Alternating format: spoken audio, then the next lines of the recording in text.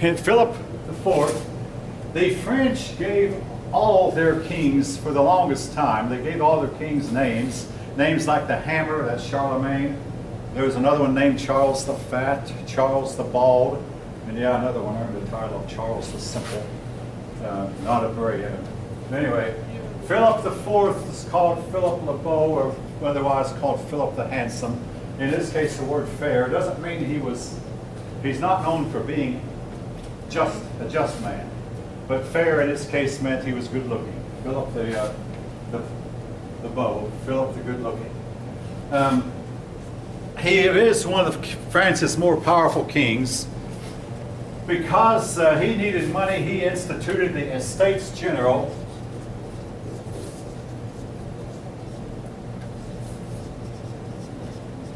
He was copying the French, but the idea was to get the Estates General together and essentially maybe beg for money or convince the nobility. The Estates General included all three of the estates, the lower estate, the nobility, and the clergy. You got three estates: nobility, commoners, and clergy.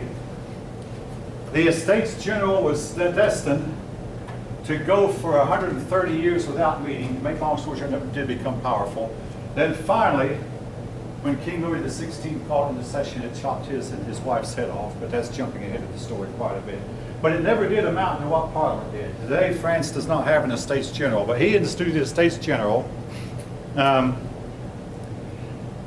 to increase his power. He got a bunch of council groups together, and he would pit one council against another. He did not just have one council, but he ruled through his council groups.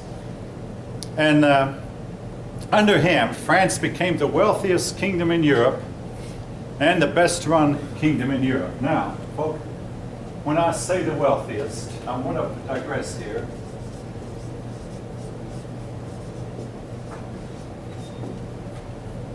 Where did he get his money?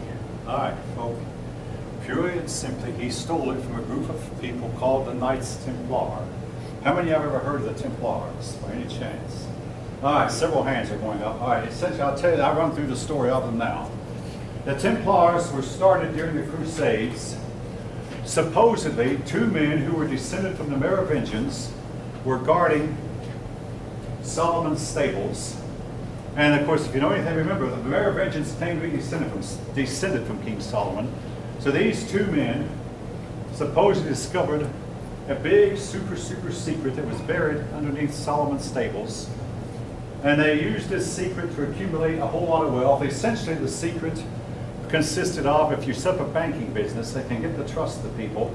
Even the richer people bank through you, and you charge people for the use of money. In other words, you bank and you loan out money and charge interest, and you can develop a whole lot of money that way. Well, in their day, they were the only bankers around, and they got so much trust that even kings were banking with them. Well, as they became wealthier and wealthier, they were a religious group, but unlike other religious groups, they would have nothing to do with charity. And one day, King Philip was a married man, so was not eligible to join the Templars. But one day his wife died, and he thought, well, I guess I can join. So he had hidden, during a riot, he had hidden inside a Templar temple. So, but he was impressed with them, so he thought, yeah, these are good fighters, I'd like to join. And he did something they don't do with these organizations. He actually applied to join. And I've been told, that you don't ask to join. If they want you, they'll come and they'll find you. Anyway, when he was blackballed, basically he was denied entry into the Templars. He got five of his trusted knights together and said, you five men, I want you to pretend you're one of them. Hopefully they'll take you in, infiltrate the organization, but secretly report back to me what you're doing. These five men got into the organization and reported back to Philip a whole lot of things. Just to me, it's too bad for me to mention that was going on in their secret meetings. So King Philip requisitioned the Pope. The Pope and Philip got together and decided to destroy them. And Friday the 13th, the Templars are all lined up and executed, except for a few who escaped to Scotland, where the King of Scotland took them in. But anyway, the king this way got their money, and made them the wealthiest. Now, officially, if you look at the records, officially, the Templars' money was given to the Knights Hospitallers, who were another organization that came from the Crusades, and the Hospitallers were very much of a charitable organization.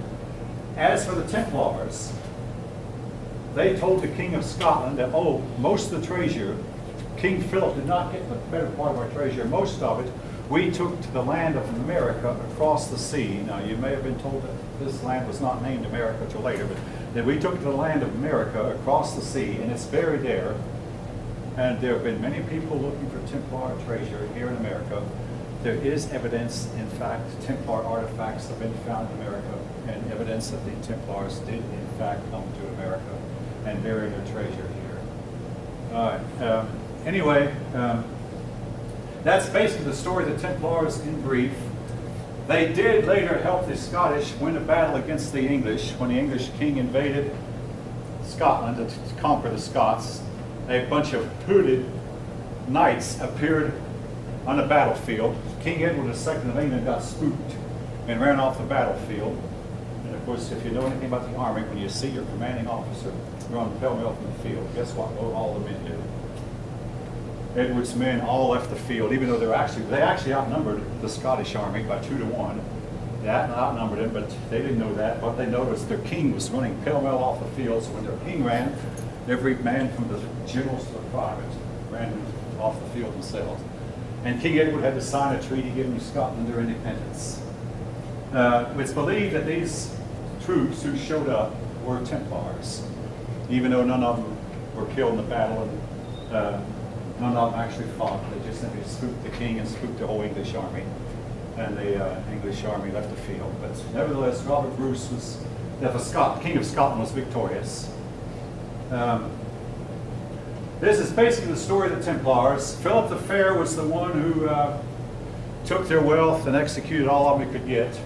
The Templars then went on to change their name, and also they became more charitable. Today, some people believe they're known as the Masons, and they do help crippled children walk. They're believed to be the founders of organizations like the Scottish Rite Hospital, which again helps children who are in need. All right, again, this story I just told, how many of you honestly can say you've heard something like it? At least one of you, okay. I'm not asking if you believe it. If you look up Templars like I have, they'll tell you that it's generally agreed today there was no secret to money making, and there was no secret that they uncovered. And as for Solomon's horses, the stable for Solomon's horses, it probably did not exist in the 1100s when these two men supposedly were guarding it.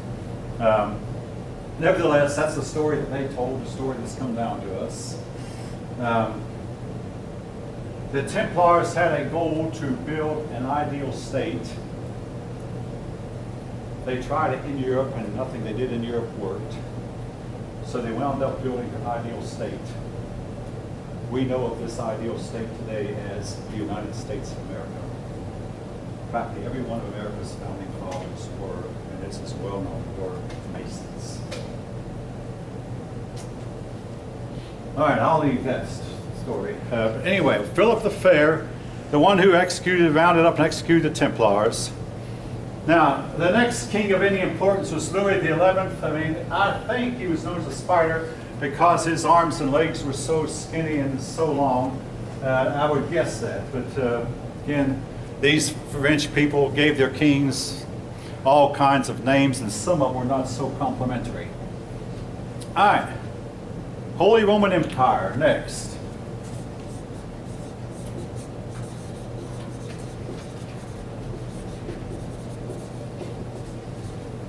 When Charlemagne was crowned in the year 800, he was ruler of what is today France and Germany and Holland and Belgium and Luxembourg and Switzerland, much of Europe. Well, one of his grandsons got the land of what is mostly Germany. The Holy Roman Empire covered the territory that is mostly today Germany. However, it was a loose confederation of states. Most Holy Roman emperors did not amount to much, but a few of them we do want to remember because they were highly influential in European politics. First we remember is Otto, He lived about 120 years after Charlemagne.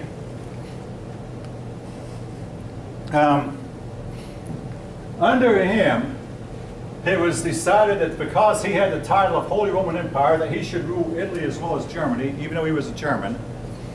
This created a whole lot of problems. Now, the union between Germany and Italy has been called by historians as being forced and unnatural. The fact is the Germans were not like the Italians. The Italians were not like the Germans. Nevertheless, there were attempts made to get the two countries together. The last of these attempts was World War II, by the way. And they spoke a different language or whatever. However, none of these men were able to unite Italy or Germany. It was hoped that by putting a crown on a man's head and calling him Roman Emperor, this would do the trick. Well, they put a crown on about 300 or 400 men's heads. And they gave him the title Holy Roman Emperor, but they never could unite any of them. By the way, the title of Holy Roman Empire was almost never passed from father to son. They wanted to make sure that only a really good man got the title. So when the Holy Roman Emperor died, the German electors would get together and they would pick the most prominent man alive at the time and make him the emperor, which was never the son of the former emperor. And then when that one died, they would meet again. They were called electors, but they picked the emperor. Otto is remembered among other things, folk, and this is not in your book, but Otto was very fond of Charlemagne, so he one day visited Charlemagne's tomb, and he wasn't just content to visit the tomb, he actually opened up the tomb and found Charlemagne's body after 100 years in a remarkably good state of preservation, except the hair had grown and the nails had grown. Some of you might have heard it when a person died. Their hair oftentimes continues to grow, their beard will continue to grow, and their fingernails continue to grow, toenails continue to grow. So Charlemagne was a little bit disfigured, but otherwise in a remarkably good state of preservation. All right, leaving that, Henry IV.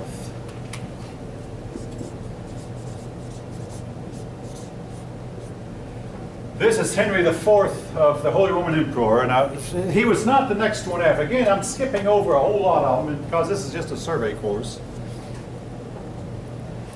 Henry IV got into a battle with the church, similar to what Henry II of England had. The battle was over who should appoint the church bishops. Henry IV said, as king, I should appoint the bishops. And the Pope said, no, you take care of your secular affairs, but I'm a churchman, I should appoint the bishops. They got into an argument. Now, folk, you might, 21st century, we don't realize how important this argument was.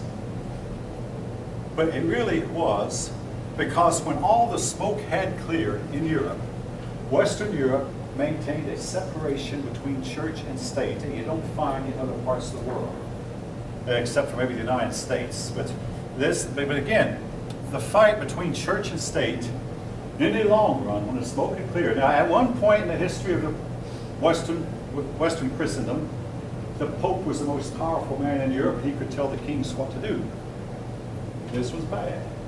At another point, kings decided they should be able to appoint church officials, and I have to say, hey, it's up to the church to appoint its own officials. So in the long run, from a 21st century perspective, I have to stand to side against Henry, because I'll agree the church should be independent enough to appoint its own officials.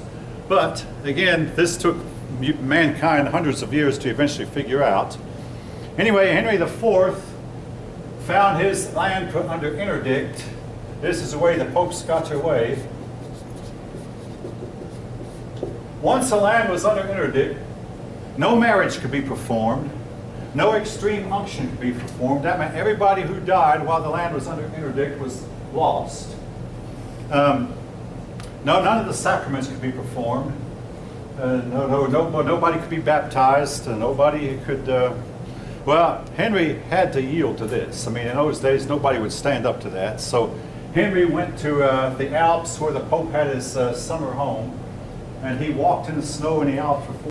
And finally, the Pope let him in. The Pope forgave him, and Henry was restored. A big victory for the church. Today, well, I can side with the church on this issue.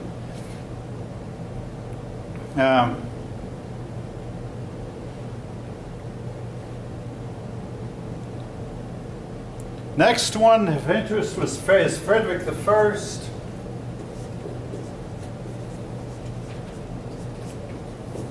I don't want to get you mixed up. This is still part of the Holy Roman Empire, by the way.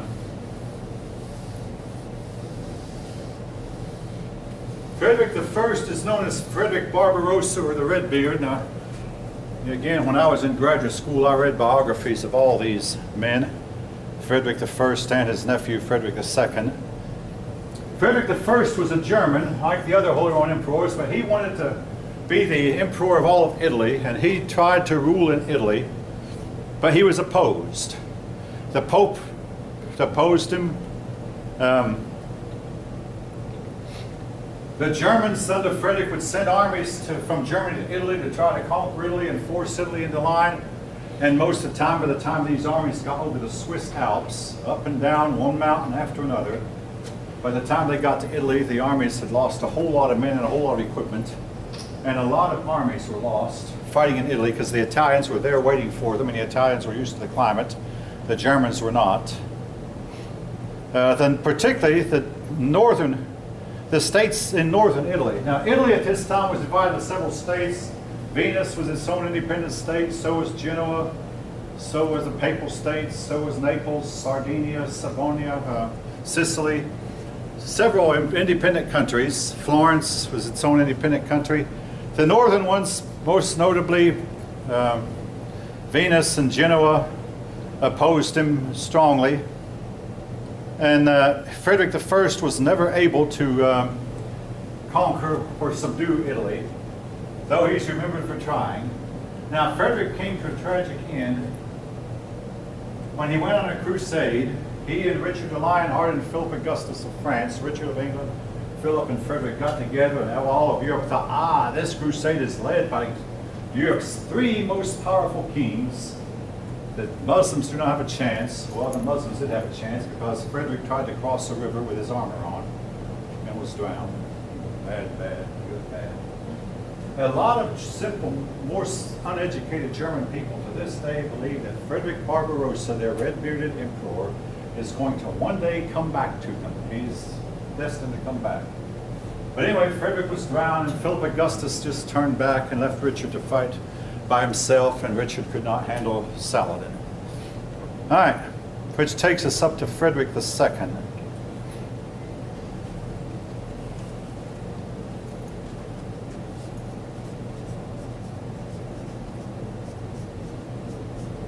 Frederick II was perhaps one of the more brilliant monarchs who ever governed any medieval country. But I think it was in this class we talked about how that sometimes the more brilliant a man is in one area of his life, the less brilliant he is in another. Frederick was no exception. He pulled a really big blunder late in his career, from which even his admirers criticized him for, which I'll get to in a minute. But basically, he started out inheriting the kingdom of Sicily from his mother. Then, when the Holy Roman Emperor died, they elected him Holy Roman Emperor. He was related to Frederick I, but they were not father and son. Like they had done Frederick I, the popes opposed him. If he'd have gone to Germany and just been content, both of these men had gone to Germany, been content to rule in Germany, their whole rule might have been a much happier one. As it was, they just somehow felt compelled to get Italy, and Italy did not want to be had. But also, while these men were away fighting in Italy, the German nobility were able to become more independent and more independent than ever, which also helped to guarantee that the Holy Roman Empire would never become a really viable political entity. It wound up, the Holy Roman Emperor had no power in either Germany or Italy. And it guaranteed that Germany and Italy were not going to become united until finally in 1870 both countries were united. But that was a long time removed from the 1100s and 1200s that we were talking about here. It was to take 600 or 700 more years before Germany and Italy were reunited. Now, Frederick is remembered, among other things, for there have been 50 or so experiments where this has been done. He wanted to find out what language will people speak if they're never talked to.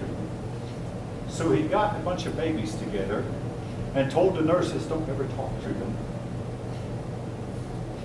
Here's the bad part of the story. All of the babies died. This experiment has been repeated. The idea was to figure out how would the babies start learning to talk to each other. Well, the fact is they don't. Language is not something mankind and I'm sticking my neck out and saying language was a gift given to mankind. And if you don't talk to a baby, they actually are picking up more than they can say from the time that they're born. That's why, I mean, I had 3 children, and I was really careful to talk to them a lot, and eventually they learned to talk. At first, they're talking is a bunch of gibberish that's not intelligible, but hey, wait around, they'll come around, they'll eventually be able to form words. But anyway, these babies all died, and this experiment has been repeated in other times and other places with the same results. Now, they die because they don't cry? They don't, apparently, we don't know what's going on in their mind. They feel isolated and disconnected. They are not connected to the rest of humanity. They connect through their parents, and as to what language they speak, well, obviously, this is proven millions of times. They speak the language they hear. And whether that language be Japanese or Chinese or English or Spanish or whatever, they speak the language they hear. But they just feel like they have no way to connect and never will. But I feel that, well, actually, we don't know for sure what's going on in their minds. So we do know the bottom line is they simply don't make it. Now, another big blunder Frederick made, I mean, this was a big one.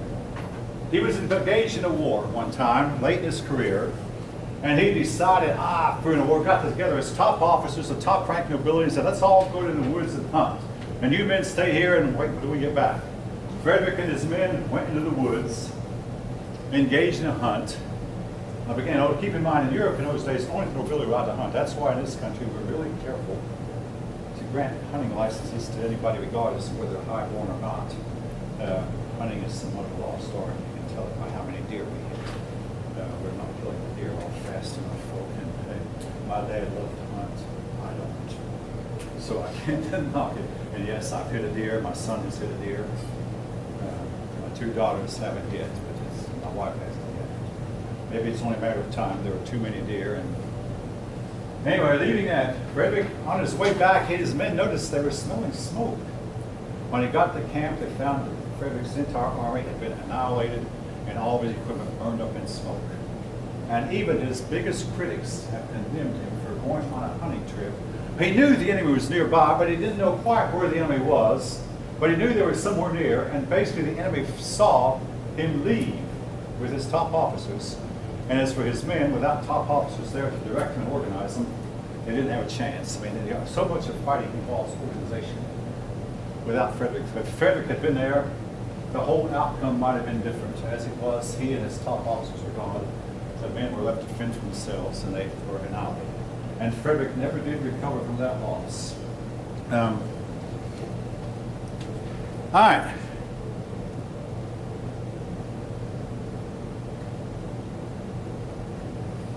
Your book will mention how that during the reigns of these 2 men, church and state often interfered with each other, with the church being perhaps the most guilty party interfering with state affairs. And eventually, though, when the smoke had cleared, church and state got to where they could get along. Slav.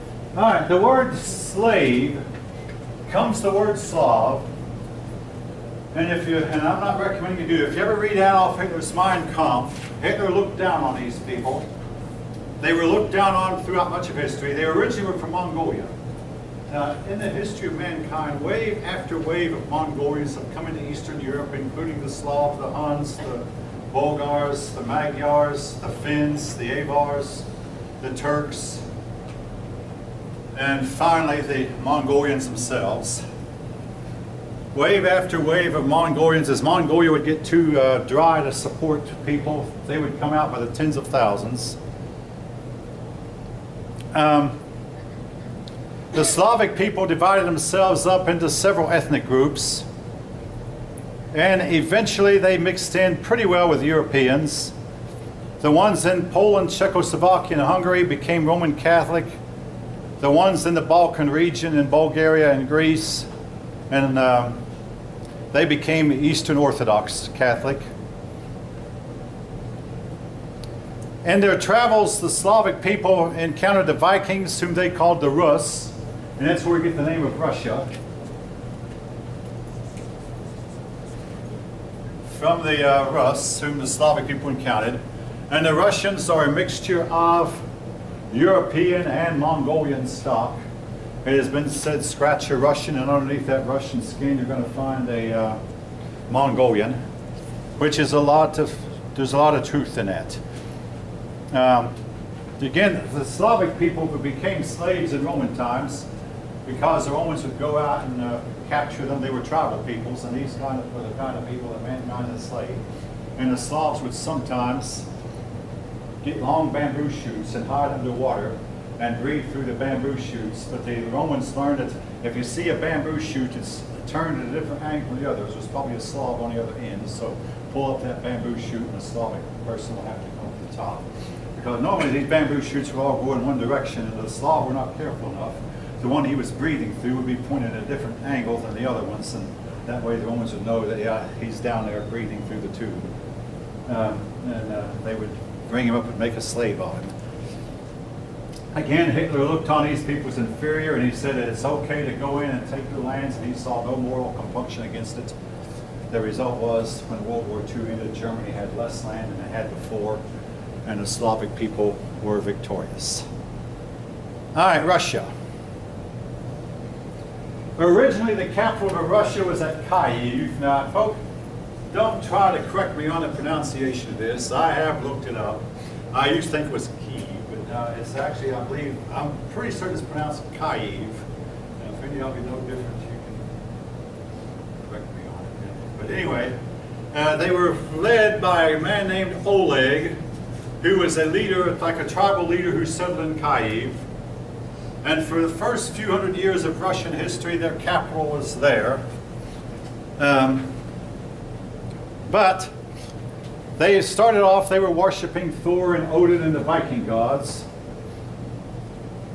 And eventually, though, their king converted. Now, they had a king named Vladimir. All right, Vladimir's conversion is interesting. Now, Vladimir wound up converting to Orthodox Christianity, and that became the religion of Russia. I will say this now before I tell more in detail about the story of Vladimir. Several years ago, when I was at Lockheed, I became close friends with a man who had been a Protestant minister, and one day this man converted to Orthodoxy, and the Orthodox would never make him a priest, and he finally died of brain cancer in 2003. Without ever having officially become an Orthodox priest. But anyway, he was highly impressed by what he had read about the story of Vladimir. Essentially, it goes like this. Vladimir became dissatisfied with the pagan gods of Thor and Odin and Frigga and Tyr and Loki. And he decided he wanted to change to a more civilized religion, because he said the religion of these people seemed to be better than mine. So he looked at 4 religions to embrace: Islam, Judaism, Roman Catholicism, and Eastern Orthodox Catholicism. Well, he rejected Judaism on the grounds that he said any God who wasn't strong enough to give his people a homeland, now this was his view, not mine, was not good enough for him, so he would not become a Jew. Then he looked at Islam. The problem he had with Islam was Islam forbids drinking. Anybody who knows anything at all about the Russians? Anyway, I'll stop right there. Anyway, all of you think no. Anyway, he just no. I can't do without my strong drink. So that one is. Then he looked into Roman Catholicism, but the problem with that, he said, no, as the Roman Pope insists that I obey him, and I feel like as a secular ruler, I should not bow to a religious figure, and no, religious figures have always been supported where I come from, so he rejected Roman Catholicism. Then he went into an Eastern Orthodox church, and he saw the stained glass windows in a choir. He said, when the choir opened up with his music, it's like I entered into another world. He was highly impressed with it. So he became an Eastern Orthodox Catholic, and Russia was to remain Eastern Orthodox until 1917. And to this day, the strongest religion in Russia, the strongest Christian religion, is Eastern Orthodox Catholicism. Now, I will say this now, folks. I mean, I don't know much about the religious conviction of anyone else, but I said to my friend at Lockheed, I said, I have studied Eastern Orthodoxy myself, and I have noticed that everywhere they have been in charge, if the Muslims have not taken over the country, the communists have. He said, yeah, that bothers me too, but he went ahead and joined. This, folks, is the truth. And he finally justified and said, well, they lived closer to the Islamic world than the Romans did, but I have to say the Roman Catholics were able to keep Islam out, and generally were able to keep the communists out also. All right. As to why that is, folks, historians, scientists do not explain why. Well, we try to speculate, but all you can do is speculate. A lot of it was, I think, that Eastern Orthodoxy simply did not have a strong, definite stance. All right, now, if you were to go to most religious leaders and say, is it wrong for me to watch such and such a show? They would either say yes or no and give you a definitive answer. But if you go to an Orthodox priest and say, is it wrong for me to watch this kind of show here? He would say, well, now what you have to do, you have to decide this for yourself. You have to decide, is this, do you have something better to do with your time? Is this the best thing to do with your time? Or could you be doing something more productive? If you decide now that the best thing you can do with your time is this, then go ahead, but you have to make up your mind for yourself. Now, this is, I mean, hey, this is very much in tune with the political correctness of the time. It sounds high level intellectually, but on the other hand, a child growing up, you know, if the child asks you, is it okay to play with rattlesnakes? You've got to give some kind of an answer, folks, and then later on, that child's going to go figure out for himself whether it's what's right or wrong. I mean, you know, hey, I abandoned a lot of what my parents taught me, but I did it later in life, not when I was still a kid. And regrettably, my son has abandoned some of what I taught him, even though maybe he'll regret it. But again, the point I'm getting at is they had answers to your questions that were just vague and nebulous and mushy, with a result that a person who was following them could not really figure out what was good and what was bad, what was right and what was wrong. I mean, that's my take on it. I mean, now again, if any of you want to comment, I mean, I'm sticking my neck out, folks, because some of you might be Eastern Orthodox, some of you might take offense at what I'm saying. I'm sticking my neck out. But nevertheless, even religion can be and should be subject to discussion and criticism of your point. Anybody? The difference between Eastern Orthodox and Roman, two big differences. Number one, the Orthodox allow their clergy to marry, Roman Catholics don't. And another one is that they don't have a pope. Now, what they'll do, the Eastern Orthodox, they put down 5 chairs.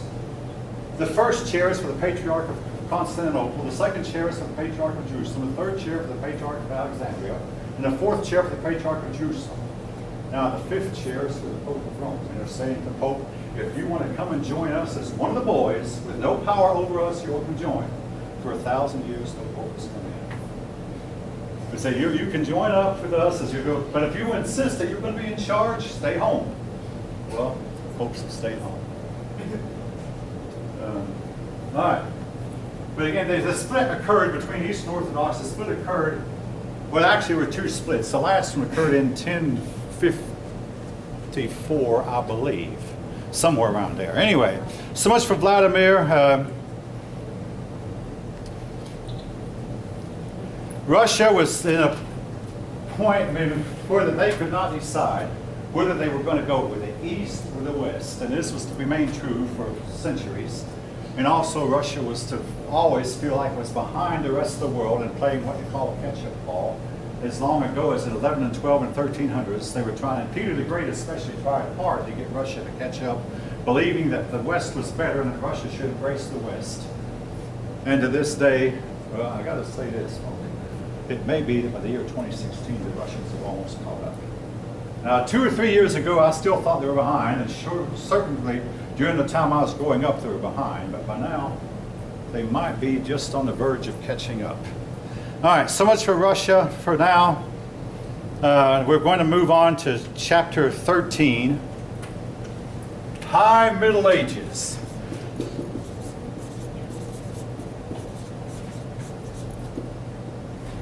I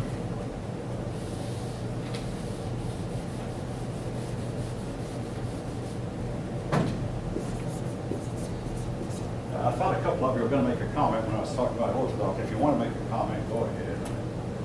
I thought one or two looked like you were about to say something. If you disagree, well, go ahead. I mean, you know, I don't. The only thing I can think of is that with Russian Orthodox, they really dictate a lot of how society worked more than the royals did. That may be true, but another problem they had, they did not, and this was true of the Byzantine, they did not separate church from state. To me, this is extremely important. The church should serve as the conscience, the spiritual, while the state is secular, mundane, and the Orthodox countries. That's very different now from Western Europe. In Western Europe, church and state fought it out with at times the church at the top, at times the state. When all the smoke had cleared, church and state were separate entities. Among the Eastern Orthodox churches, well, it got really bad when Peter the Great started appointing the patriarch.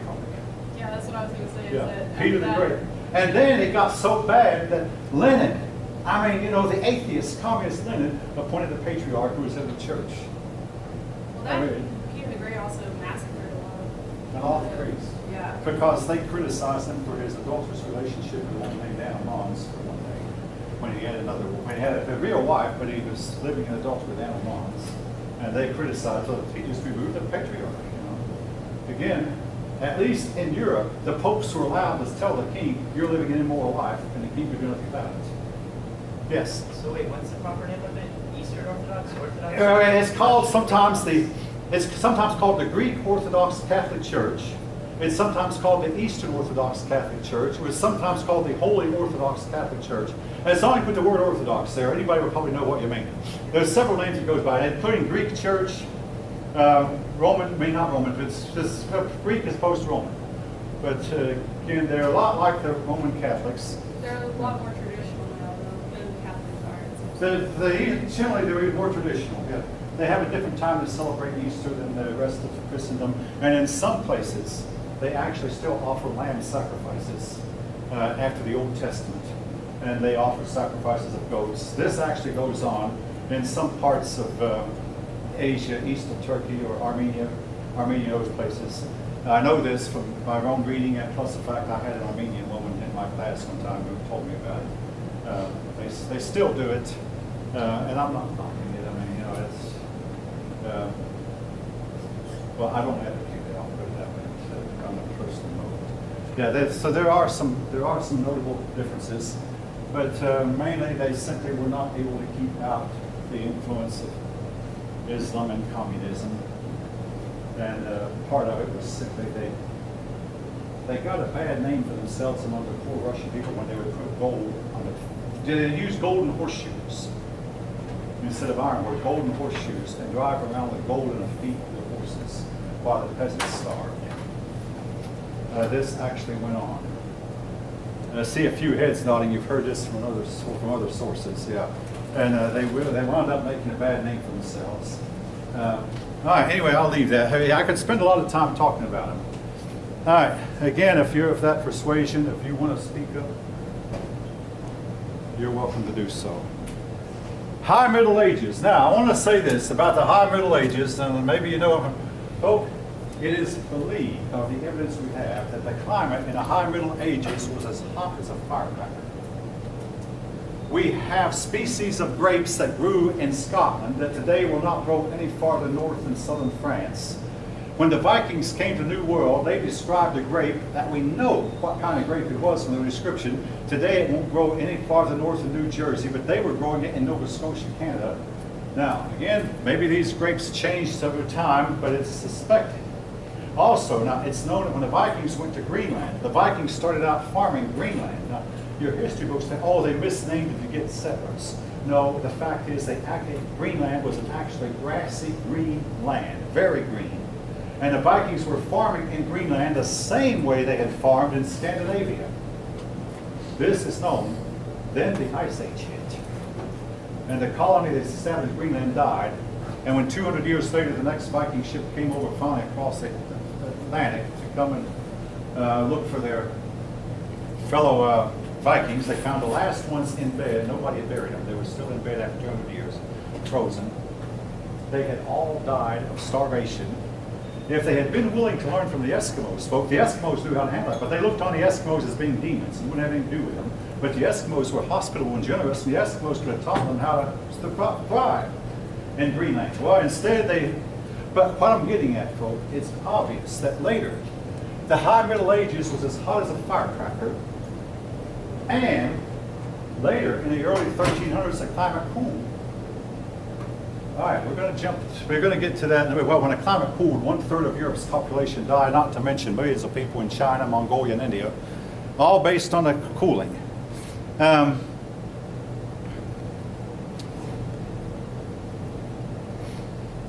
More and more serfs, though, were able to buy their freedom. I mean, there was a time when farms produced in abundant, crops were abundant, the growing seasons were long. People in Europe began to move from the farm to the city, and this is important because, folks, I spent 27 years in an airplane factory. To make an airplane, you have to have thousands of people living close together, reasonably close, not in the same village like you would have 100 years ago, but you had to have thousands of people living close together, and somebody else had to do the farming for them. Now, that's not to say no Lockheed employee ever raised any tomatoes or any crops. A lot of them had little postage stamp gardens, and one crew would raise tomatoes right there inside the facility every year, and we'd have a big crop of tomatoes every year. But anyway, that was something else. But these people began to move to the town, and trade increased. Again, folks, to make anything these days, you have to have trade, because there's no one place on earth that has everything you need to make hardly anything. I mean, something like a device like this that we now can get so cheap. To put it together, you've got to get this part from this part of the world, and that part from over there, and that part from there, and that part from there. You have to have trade. And especially with making something like an airplane, the materials that Lockheed used to build the airplanes did not come from Marietta. There's no aluminum mines in Marietta, and no rubber trees in Marietta, and no copper mines either where they made their wire, and no glass blowing either, not that I know of anyway. All this stuff that they used to make the airplane was built somewhere else and shipped to the Lockheed plant in Marietta, where Lockheed would assemble the parts into a working, useful airplane. Again, trade, very, very important. The population of Europe doubled between 300 years, between the year 1000 and 1300, and yes, this was really good because a growing population means a thriving society, and it also meant that Europe was not going to be conquered by the Mongolians, that Europe was not going to be overrun by the Vikings, that Europe was not going to be overrun by the Muslims, that the invaders who had been invading Europe, except for the Muslims. Now, Europe converted the Vikings to Christianity. Europe converted the Mongolians, the Magyars, the Bulgars. Europe converted them. Did not convert the Turks and Mongolians, unfortunately, but did convert the people who moved into Central Europe, but never converted the Muslims. But anyway, the population doubling meant that Europe was not going to be conquered. And it was during this time the Crusades occurred, when Europe took up the offensive against the Muslims. But conditions inside Europe were generally settled and peaceful. Iron. Iron came into widespread use, and it was used for swords, axes, hoes, saws, hammers, and nails. Yeah, you're not going to find a copper nail, but if you ever try to drive one, folks, they will not drive, not into most kinds of wood anyway. Iron nails will. Now later we learned how to make steel, but what the Europeans might not have known, though, that was a lot of the iron they were using probably came from below the south of Sahara Desert in Africa, where the Africans were mining it, smelting it, and then shipping it by camel caravan up to Europe. But a lot of Europeans probably did not know that. There's another tool that the Europeans used a lot then called the scythe. I have to, how many of you honestly know what a scythe is? Okay, a couple of you. I do, because my dad had one and I used some. It's a very back-wrenching instrument. Yeah, you hold it with the end of it here. It's like a sickle. It's like a sickle, it's much larger. It will cut a larger, wider area than a sickle will. But it's extremely hard work, and you have to be careful you don't throw your back out. But they were using scythes. A new kind of plow developed called the Karuka, and I'm going to... That's a U. Called the Karuka. Now again, I wrote, it's a foreign word, so I wrote it in cursive. The Karuka would take teams of horses to pull it. Now they might put 12 horses, 6 side by side, to pull it. And the way they would get their horses was each farmer would loan his neighbor farmer his horse. So if a farmer only had one horse, on a certain day he would loan to this neighbor over here to his west side his horse to plow his field. Then the next day that farmer would loan him his maybe 2 or 3 horses plus other horses. They'd basically borrow each other's horses. At first they would use oxen, but the oxen were slow, so they'd plow with maybe 10 or 12 horses. And they would plow, because it took so long to turn these horses around, they would plow in long, long strips that would remind you, if you could see it from the air, it would remind you of like strips of bacon. But they'd plow in long strips. And they began to use the Karuka plow. The Karuka was an iron plow. When Europeans got over the fear that iron would hurt the soil, they found that these iron plows could go much deeper than a wooden plow. And the deeper they went, they were able to get more minerals or nutrients out of the soil. They learned how to, the farming became a cooperative effort among the person and his neighbors. Now all these good times did not last, by the way. But farmers began to help each other with their individual fields, and oftentimes farms were owned collectively. In other words, the farmer would farm a field that he did not own, his neighbors not own, but maybe it was owned by the local landlord, the local nobleman. Also, the 2 inventions helped. They learned how to put the harness on a horse's shoulder instead of his neck, so that when a horse tried to pull a plow, he didn't get choked to death. They put the plow. This was something they could have learned from the Chinese. Maybe they figured it out for themselves, but they put the harness on the horse's shoulder. And I once heard that horses today would have the last laugh if they could see humans being strapped into a shoulder harness.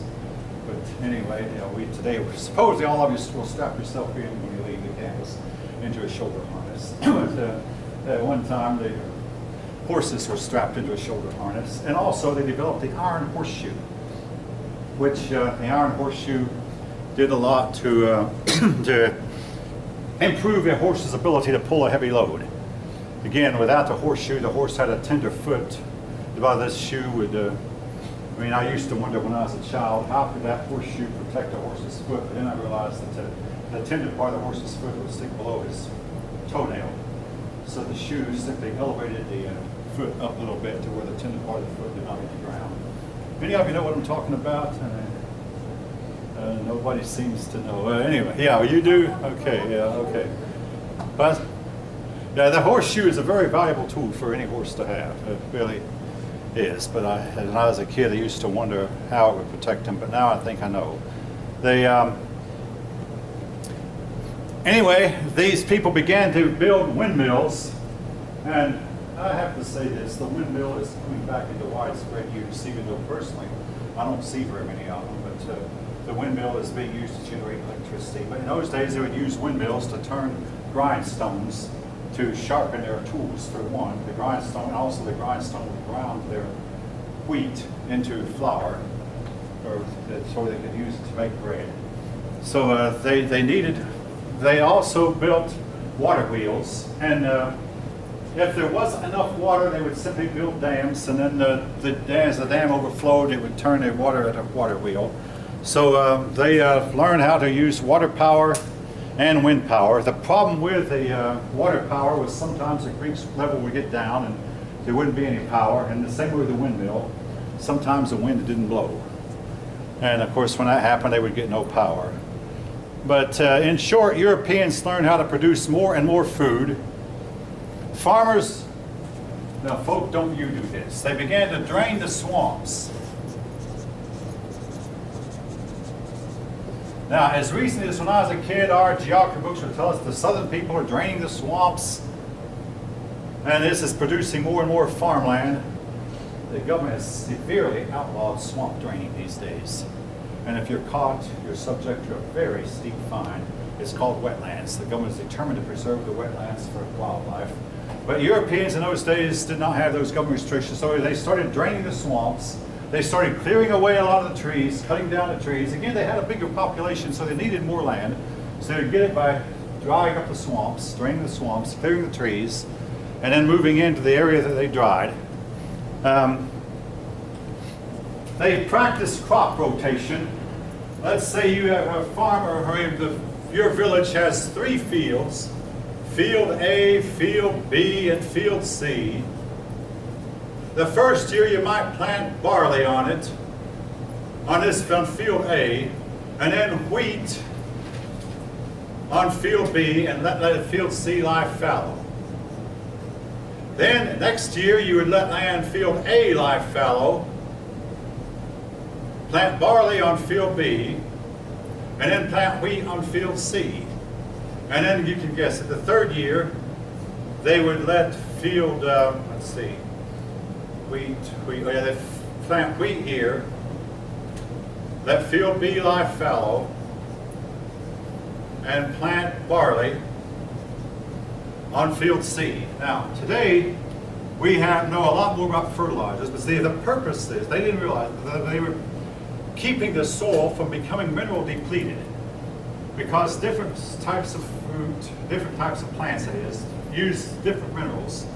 So by planting one crop on a field one year, another crop the next, and then letting it lie idle for a third year, they could keep the land productive year in and year out. Of course, again, today we use fertilizers to do the same thing, and we don't very often let land lie just fallow as much as farmers once did. And I will say this, for many years, they may still be doing it. The government's paying farmers to not grow certain crops to keep prices up. They say to a farmer, let this land lie idle. A farmer would go to the courthouse and apply to the federal government where he'd get money for not farming a certain land. He would go and not farm for maybe several years and draw all this money from the government. This went on for many years. I do not know if this is still going on or not. If any of you know, you can tell me. We have so few farmers in our country today that nobody knows what they're doing. Anyway, this was a time of prosperity. Around the fields were called manors. A manor was a field oftentimes owned by the local lord, but he would allow, of course, the serfs or the peasants to farm it. That word peasant usually means a poor person, oftentimes the word peasant means a person who farms land that he does not own.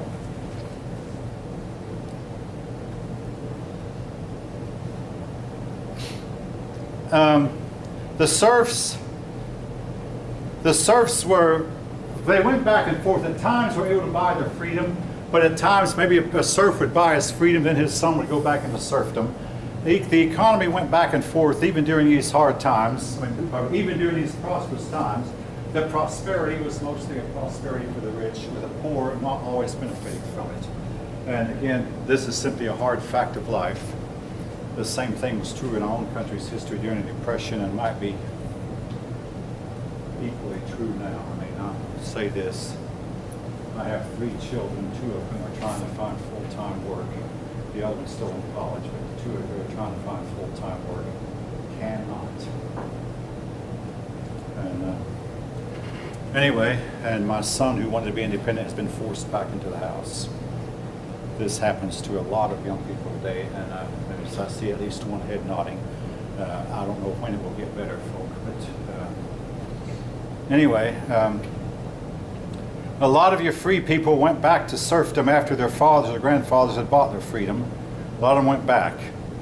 The serfs were generally only allowed to marry someone who lived on their own manor. In other words, the land lived in the land owned by their landlord. A serf had to get permission to marry someone outside the manor. Sometimes the landlord would allow it, sometimes not. Now again, this led to a whole lot of inbreeding where the people married inside the village, and it led to Europeans becoming smaller and smaller as time went on, because every social class married within their own social class. Of course, today we find that Europeans are marrying, other peoples too are marrying outside their village. And I have to notice even people from the Far East, India and Japan and the Far East, are getting bigger and bigger, and I think a lot of the reason is they are marrying outside their own locality. More and more we're doing that. It's good for us genetically. Maybe not always good for us socially, but it is good for us genetically. All right. Money began to increase, and I'm not sure that we know why. Now, I know why it did later. Later, it was because Europeans went to the New World and stole a lot of gold in the New World, but somehow money found its way back into Europe. Maybe they found a few gold mines. I don't know for sure what went on, but there was more money to be had, and money began to be used more to pay for goods and services and to pay wages for workers, more so than before. For the typical person, at that time, the church was a big part of their life. They were born under the unction of a priest. They were baptized by a priest. They were married by the priest. And when they were about to die, or after they died, the priest would come and perform an extreme unction. Almost all the holidays were religious holidays. Again, the church figured out a big part of their lives. And even the unbelievers respected the power and authority of the church, because the church had a lot of control over a person's personal lives. Their women had to do two things: work the fields alongside their men, as well as bear the children. Now, these people living at the time we're talking about 10 to 1300, they consumed a lot of ale. You might know ale is an alcoholic beverage. And this led to numerous accidents. And we know from the times we've dug up their graves, the times from what we've seen of their bodies, when we've found their bodies, a lot of them were mutilated because of an accident. It's believed that the ale made them more reckless. This was even before the days of automobiles. Now, I had a student do a paper on the consumption of alcohol, and it said that Europeans, almost every European drank alcohol for hundreds of years. Then came the Industrial Revolution, and factory owners wanted people to operate their machinery who were sober, so the factory owners got together with the church leaders and encouraged the church leaders to teach against drinking alcohol, with some effect. Some people followed the teaching, and as a result, factories could then hire workers who they knew were not impaired. But the consumption of ale led people to take risks that they would not take, particularly in building, to climb on scaffolds that they would not have climbed on had they been sober. And the result was they would often fall or the scaffold would break. There were numerous accidents that occurred as a result of heavy drinking.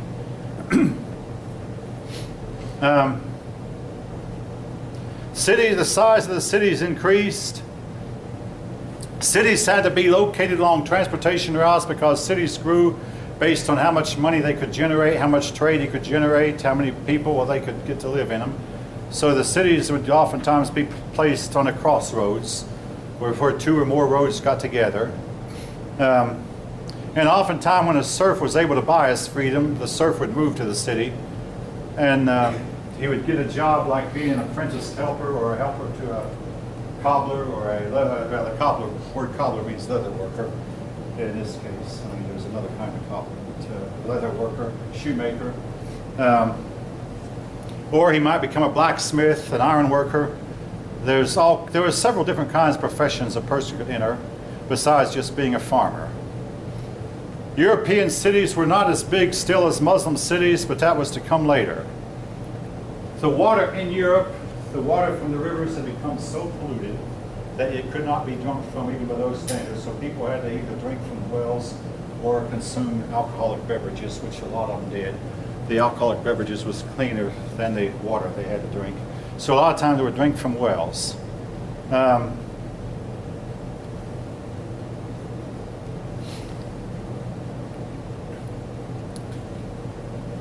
The public bath, most Europeans would take their baths in a public bath, and members of both sexes would go to the same bath, and the priest would condemn this practice soundly. Hey, you know, you men and women should not bathe together.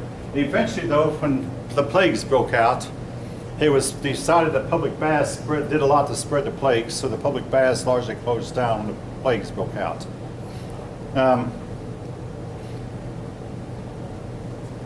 The men would get together and form guilds.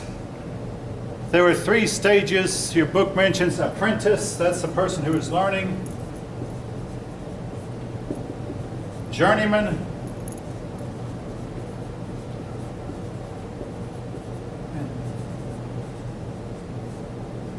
In your factory, sometimes these things still exist. You have your person who's learning the job, an apprentice.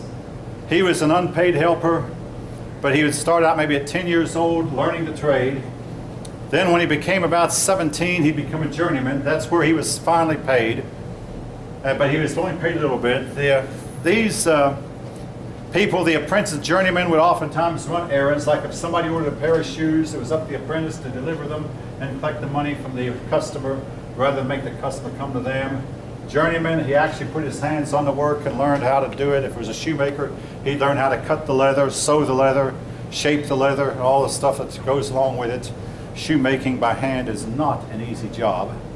Master, the master was one who now could leave the business and form his own business and join a guild.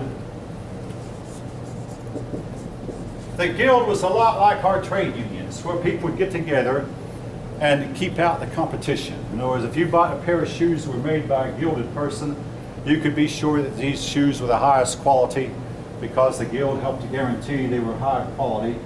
And if you did not belong to a guild, the people who were members of the guild found ways to put you out of business. So you were expected to belong to a guild. Again, they did not want to they did not want competition.